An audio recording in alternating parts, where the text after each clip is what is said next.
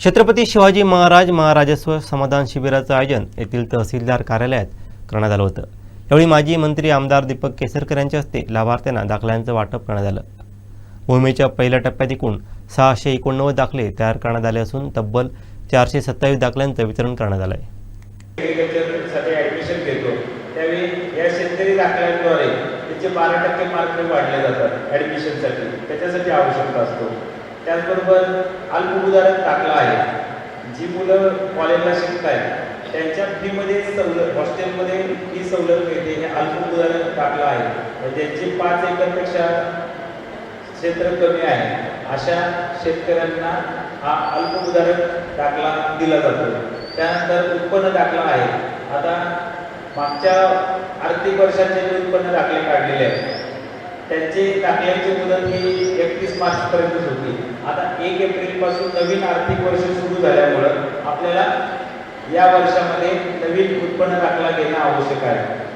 त्याचबरोबर काही आर्थिकदृष्ट्या दुर्बल घटकांसाठी EWS दाखला आहे, त्यांचं उत्पन्न 8 लाखापेक्षा कमी आहे, त्यानंतर त्यांची शेती 5 एकरपेक्षा कमी आहे, अशा व्यक्तींना, अशा विद्यार्थ्यांना आपण EWS दाखला सुद्धा दिला जातो।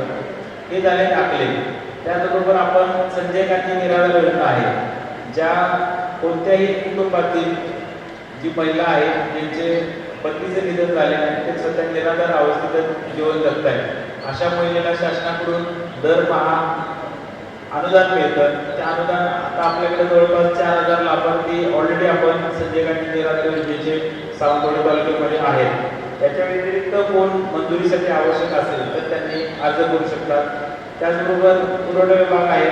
पुरवठा विभागामध्ये आपण रेशन कार्ड हा आपल्या नेहमीचा आणि सर्वांचा जिव्हाळ्याचा विषय असतो, तर रेशन कार्डचं काम अतिशय चांगल्या रीतीनं आमचे कमलेश ठाकूर आहेत, कोटे मॅडम आणि नेहा पाटील यांची टीम चांगल्या प्रकारे काम करत आहेत। आपल्याला कुणाला विभक्त रेशन कार्ड करायचं असेल किंवा नाव कमी करायचं असेल, ज्यांचं विवाह झाला आणि त्यांचं नाव इथून कमी करून दुसऱ्या तालुक्यामध्ये त्यांना पाठवायचं असेल महिलेचं, तरी सुद्धा ते अर्ज करू शकतात।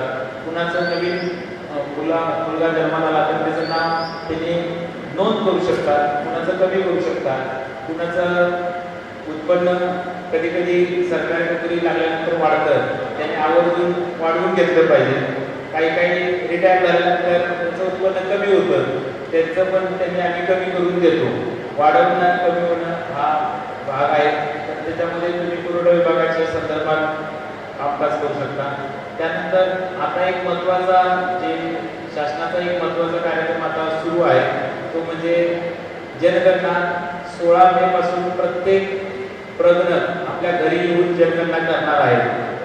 त्याचबरोबर आता जे मोबाईल वापरणारे अँड्रॉइड धारक आहेत ते व्यक्ती स्वतःची जी गणना आहे ते स्वतःच्या मोबाईलवर OTP द्वारे स्वगणना सुद्धा करू शकतात। आता आपण इथं काही लोकांचे ज्यांच्याकडे अँड्रॉइड मोबाईल आहेत, आमचे सगळे सहकारी आपल्याला मदत करतील, आपण स्वगणना सुद्धा करून घेणार आहोत। त्याच्यामध्ये काही मोठी गोष्ट नाही। स्वगणना म्हणजे काय, आपण त्या सेन्सरच्या साईटवर जायचं आहे, आपला OTP टाकून लॉग इन करायचा आहे, आपलं घर कुठं आहे ते आपण त्याच्यावर नकाशावर दाखवायचं आहे आणि आपल्या घरामध्ये आपल्या घराची फरशी कशी आहे, घराचं छप्पर कसं आहे, घराच्या भिंती कशा आहेत, घरामध्ये टॉयलेट आहे का, बाथरूम आहे का, याची जी काही माहिती आहे, पाण्याची व्यवस्था तुमच्या गावामध्ये कशा प्रकारे आहे, नळाचं पाणी आहे का विहिरीचं पाणी आहे, ही जी काही बेसिक माहिती आहे ही सगळी माहिती त्यानंतर भरल्यानंतर आपल्याला तो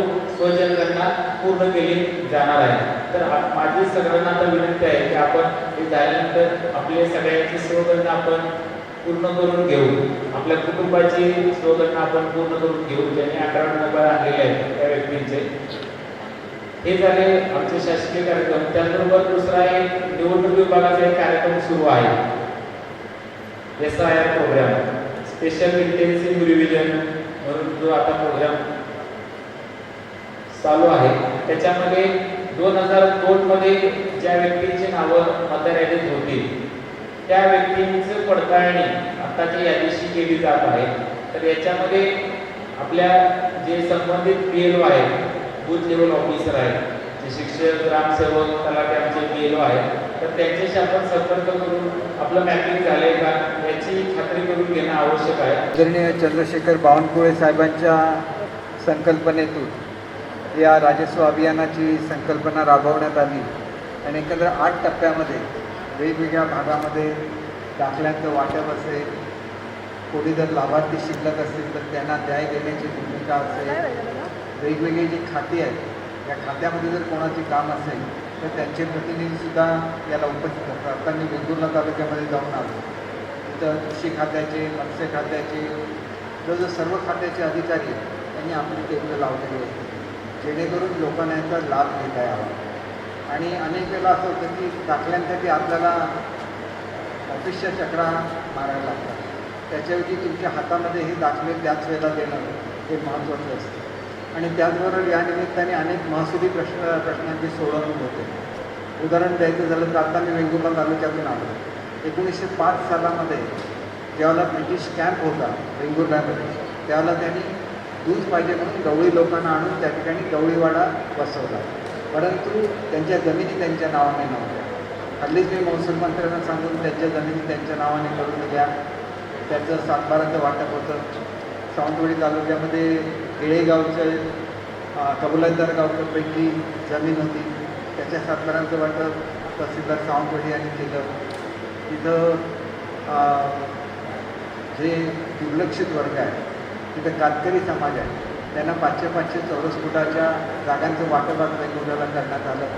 अतिशय चांगले चांगले उपक्रम हे माझ्या मतदारसंघामध्ये त्या तहसीलदारांनी आयोजित केलेले आहेत. त्या सर्व तहसीलदार महोदयांचं मी मनापासून अभिनंदन करतो.